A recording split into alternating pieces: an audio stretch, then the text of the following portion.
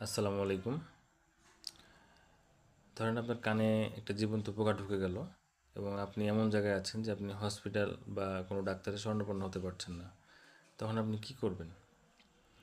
কয়েকটা কাজ করতে পারেন। তার মধ্যে প্রথমত আপনার বাসায় বা আপনি যেখানে আছেন সেখানে যদি অলিভ অয়েল তেল থাকে তাহলে কান ভর্তি করে অলিভ অয়েল তেল দিয়ে দিবেন। আর যদি অলিভ অয়েল তেল না থাকে তাহলে নারিকেল তেল দিবেন, যেটা সাধারণত ব্যবহার করে মহিলারা। এই নারিকেল তেল কান ভর্তি করে দিবেন।